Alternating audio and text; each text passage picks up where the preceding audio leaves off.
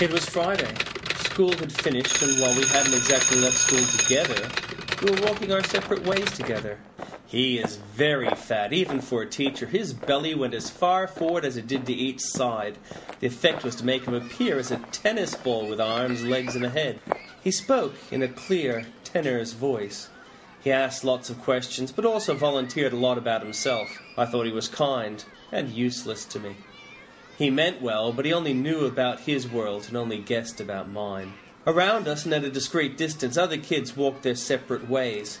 I wouldn't walk with them, and they wouldn't walk with me. Some were older, and they were ahead of us and getting further away. Some were at our sides, at a distance. These groups looked clean and giggly and self-involved. I couldn't talk to them, and wouldn't if I could. Behind us were some of my own age, boys. One was aping the walk of the teacher. Teacher had noticed. I ignored the lady in her court and went about my business. I wasn't going straight home. I had too much to do. Candy saw me and called my name. Candy was the older, only sister of Angel, but her age showed in an exaggerated and broken way, much as an abandoned weatherboard house compares with a luxury apartment. She was blonde, and her hair was dirty and broken and straggly. She stood with her pelvis forward as one might that was expecting sex, and didn't want to make extra effort.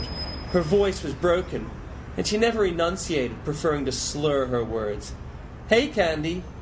The others looked knowingly at each other with her next words and smiled with malice. "Thanks, that means a lot to me. You're very sweet." I liked Angel too, but I didn't want to give everything away in front of the crowd. I also didn't want Candy to know I despised her, so I lay it on thick. Then I excused myself. Someone said I was going to see Angel straight away. I left without acknowledging the suggestion. I was going to Angel, if I could, but I'd have to find her. Through the underpass I walked. It smelt of urine and feces. The smell might have come from the processing plant downstream. I paid little attention as I marched towards the shops and a possible glimpse of Angel. The path snaked up and ran parallel with the arterial road that ran next to the railway. It seemed funny to me that roads and rail ran next to each other. The creek smell concentrated below and exhaust fumes were above. To my left, the street and rail formed a bitumen and concrete hell. To my right, the trees and creek looked beautiful but enclosed, surrendering to the shops and road ahead. The shops and stations formed a hub that was Canley Valley. Lots of people hurry and scurry at this time of year, shopping before the shops close. Many wear the Canley Valley High School blue and white uniforms.